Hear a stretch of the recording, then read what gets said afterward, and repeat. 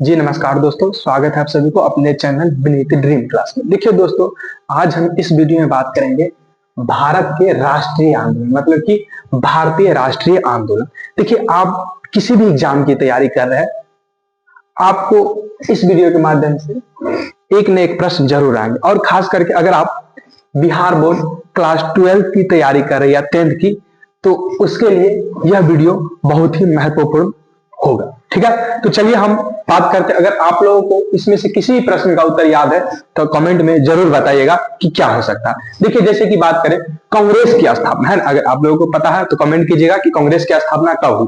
तो देखिए दोस्तों, कांग्रेस की स्थापना 28 दिसंबर, है ना, 28 दिसंबर 1885 को हुई थी। कब हुई थी? तो हम कह सकते 1885 को। ठीक है, हम सिर्फ स्थापना लिखेंगे यहाँ पे कि कब हुई थी, तो 1885 में। अगर हम बात कर ली जाए कि कांग्रेस के संस्थापक, है ना दोस्तों, कांग्रेस के संस्थापक कौन है, तो हम इसकी संस्थापक की बात करेंगे तो कांग्रेस के संस्थापक एओ ह्यूम है। कौन हो जाएगा? एओ ह्यूम। अगर हम बात कर ली जाए कि इसके प्रथम अध्यक्ष कौन थे, तो प्रथम अध्यक्ष रमेश चंद्र बनर्जी, जिसे हम डब्ल्यू.सी. बनर्जी के नाम से भी जानते हैं। ठीक है, फिर अगला हो जाएगा कि बंगाल विभाजन कब हुआ, है ना, बंगाल विभाजन कब हुआ, तो हम कहेंगे बंगाल विभाजन 1905 में हुआ था। जी हाँ दोस्तों, याद रखिएगा कब हुआ, बंगाल विभाजन 1905 में हुआ। फिर यह प्रश्न ये हो सकता है कि बंगाल विभाजन किसके शासनकाल में हुआ, हम कह सकते हैं कि बंगाल विभाजन लॉर्ड कर्जन के शासनकाल में हुआ था। किसके शासनकाल में हुआ था? लॉर्ड कर्जन के। ठीक है, ये विभाजन हुआ था 1905 में। अगर हम बात कर ली जाए कि बंगाल विभाजन को रद्द कब किया गया था, तो हम कह सकते हैं बंगाल विभाजन रद्द 1911 में किया गया। रद्द कब किया गया? 1911 में। ठीक है, ये रद्द हो जाएगा। ठीक है, अब बात कर ली जाए कि बंगाल विभाजन किसके शासनकाल में रद्द हुआ, तो लॉर्ड हार्डिंग के शासनकाल में बंगाल विभाजन को रद्द किया गया। ठीक है, इतना याद रखिएगा। फिर आगे चलते हम। फिर है, देखिए, अगर इसमें से किसी भी प्रश्न का उत्तर आपको मालूम है तो आप कमेंट कर दे। चलिए, फिर है अगला कि मुस्लिम लीग की स्थापना कब हुई, है ना। देखिए दोस्तों, मुस्लिम लीग की स्थापना 1906 में हुई थी। कब हुई थी? 1906 में। कब हुआ? 1906। अगर हम बात कर ली जाए कि मुस्लिम लीग की स्थापना कहाँ हुई, तो हम कह सकते ढाका में हुई थी। कहाँ हुई? ढाका में। ठीक है, चलिए हम आगे बढ़ते हैं। फिर कांग्रेस का विभाजन कब हुआ? देखिए दोस्तों, कांग्रेस की स्थापना तो हम बता दिए, जैसे कि बंगाल, मतलब बंगाल विभाजन फिर रद्द भी हुआ, उसी प्रकार कांग्रेस की, मतलब कि कांग्रेस का विभाजन होता, तो कांग्रेस का विभाजन 1907 में होता है।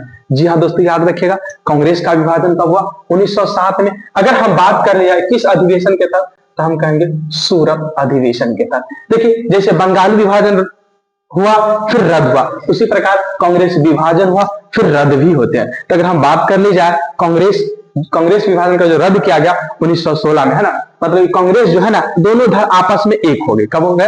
एक हो गए, है ना। जैसे कि विभाजन रूप था नरम दल और गरम दल, फिर यह पुनः एक साथ हो गए 1916 में। 1916 में लखनऊ अधिवेशन के तहत। ठीक है, चलिए हम आगे बात करते हैं। अब अगला है कि खुदीराम बोस, है ना, खुदीराम बोस को फांसी कब मिली, तो हम देखो खुदीराम बोस को फांसी 1908 में दिया गया। कब दिया गया? 1908 में। देखिए, इन्होंने दो आदमी, है ना, दो आदमी से मिलकर के बॉम्ब फेंके थे एक वकील पे। ठीक है, वहां पे एक थे प्रफुल्ल चाकी और खुदीराम बोस, दोनों ने मिलकर के बॉम्ब से किसी अंग्रेज की हत्या करने का प्रयास किया था ना।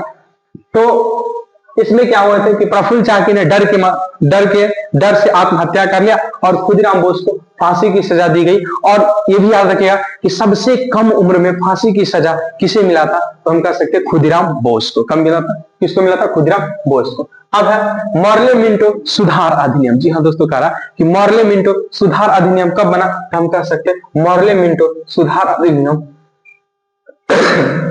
1909 में बना था। कब बना? 1909 में। फिर है गदर आंदोलन। जी हाँ दोस्तों, कहा कि गदर आंदोलन कब हुआ, तो 1913 में हुआ था। कब हुआ था? 1913 में। गदर आंदोलन कब हुआ? 1913 में। देखिए, इससे पहले एक क्वेश्चन रह गया कि, है ना, कि बिहार की स्थापना कब हुआ, तो याद रखिएगा बिहार की स्थापना 22 मार्च 1912 को हुआ। कब हुआ? 22 मार्च 1912। फिर है प्रथम विश्व युद्ध कब हुआ, तो हम कह सकते प्रथम विश्व युद्ध 1914 में हुआ था। कब हुआ? 1914 में। अगर बात कर ली जाए कब से कब तक, तो हम कह सकते 1914 से 1918 तक। 1914 से 1918 तक। फिर है गांधी जी का भारत आगमन कब होता है। जी हाँ दोस्तों, कह रहा कि गांधी जी का भारत आगमन कब हुआ, तो हम कह सकते हैं गांधी जी का भारत आगमन 1916 में होता है। कब होता है? 1916 में। याद रखिएगा कि गांधी जी भारत मतलब गांधी जी का भारत आगमन 1916 नहीं होगा, 1915 हो जाएगा। ठीक है दोस्तों, कब हो जाएगा? 1915। तो याद रखिएगा गांधी जी का भारत आगमन कब हुआ, तो 1915। देखिए गांधी जी 1916 में ना साबरमती आश्रम की स्थापना किए थे। किसकी कहते हैं? साबरमती। तो देखिए याद रखिएगा कि गांधी जी का भारत आगमन कब हुआ, तो 1915 में। गांधी जी कहां से आए थे, तो दक्षिण अफ्रीका से आए थे। और ये भी याद रखिएगा कि गांधी जी दक्षिण अफ्रीका कब गए थे, तो 1893 में गए थे। कब गए थे? 1893 में। और भारत 1915 में आए, और 1915 में आकर के फिर साबरमती आश्रम की स्थापना करते हैं। ठीक है। फिर लखनऊ समझौता कब हुआ, तो लखनऊ समझौता 1916 में। जी हाँ दोस्तों, कब हुआ? 1916 में। जैसे गांधी जी साबरमती आश्रम की स्थापना कब किए, तो 1916 में। कब किए? 1916 में। गांधी जी भारत 1915 में, लखनऊ समझौता 1916 में। आगे हो जाएगा, कह रहा है कि होम रूल लीग आंदोलन है ना दोस्तों, कह रहा है कि होम रूल लीग आंदोलन कब हुआ है ना, तो हम कह सकते हैं होम रूल लीग आंदोलन 1916 में हुआ। कब हुआ? 1916 में। होम रूल लीग आंदोलन कब हुआ? तो 1916 में हुआ है। ठीक है, कब हुआ? 1916 में। फिर आगे हम बात कर ली जाए कि चंपारण सत्याग्रह। देखिए दोस्तों, यह जो टॉपिक है ना बहुत ही महत्वपूर्ण है, चंपारण सत्याग्रह किसी भी एग्जाम के लिए, और खास करके बिहार बोर्ड क्लास 10th और 12th के लिए तो महत्वपूर्ण है ही कि चंपारण सत्याग्रह कब हुआ, तो हम कहेंगे 1917 में। जी हाँ दोस्तों, 1917 में। अब देखिए चंपारण सत्याग्रह का कारण क्या था कि चंपारण में नीले गोरे के द्वारा चंपारण के किसान से जबरदस्ती नील की खेती कराई जा रही थी। ठीक है, तो इसी को समाप्त करने के लिए राजकुमार शुक्ल ने गांधी जी को आमंत्रित किए। तो ये भी याद रखिएगा कि चंपारण या बिहार आने के लिए गांधी जी को आमंत्रण किसने किए थे, तो राजकुमार शुक्ल। या ये याद रखिएगा कि गांधी जी बिहार किसके अनुरोध पे आए या चंपारण किसके अनुरोध पे आए, तो हम कह सकते हैं राजकुमार शुक्ल के अनुरोध पे आए।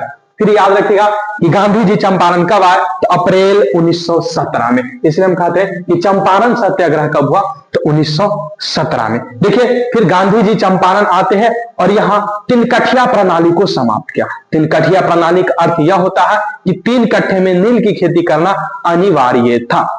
तो चंपारण सत्याग्रह 1917 में इसको गांधी जी ने समाप्त किया, और यह गांधी जी के द्वारा भारत में किया गया पहला सत्याग्रह था। और गांधी जी द्वारा पहला सत्याग्रह चंपारण में 1917 में किया गया। ठीक है, और इस आंदोलन के बाद गांधी जी को सर्वप्रथम महात्मा गांधी रविंद्रनाथ टैगोर ने कहा। तो यह भी याद रखिएगा कि गांधी जी को सर्वप्रथम महात्मा किसने कहा, तो हम कह सकते हैं गांधी जी को सर्वप्रथम महात्मा रविंद्रनाथ टैगोर ने कहा है।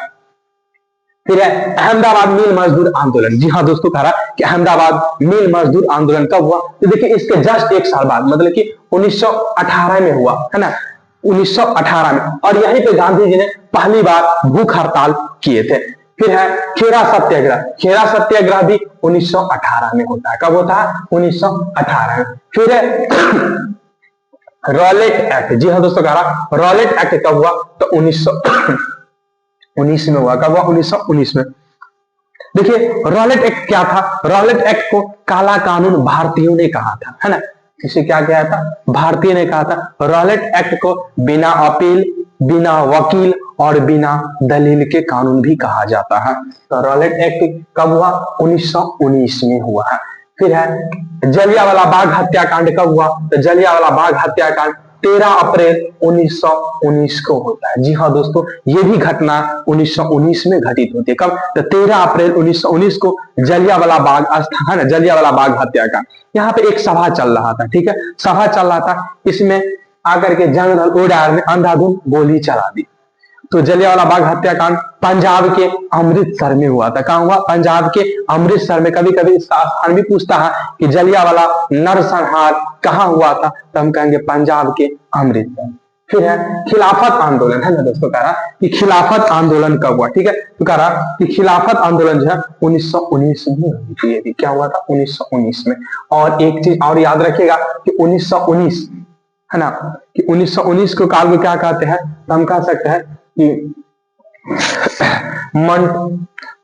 मॉन्टेग्यू चेम्सफोर्ड सुधार अधिनियम कहते हैं। जी हाँ दोस्तों, क्या कहते हैं? मॉन्टेग्यू चेम्सफोर्ड सुधार अधिनियम। ऐसे याद रखिएगा कि 1919 के अधिनियम को क्या कहते हैं? तो हम कहेंगे 1919 के अधिनियम को मॉन्टेग्यू चेम्सफोर्ड सुधार अधिनियम कहते हैं। क्या कहते हैं? मॉन्टेग्यू चेम्सफोर्ड सुधार अधिनियम। ये भी एग्जाम के लिए बहुत ही महत्वपूर्ण टॉपिक है।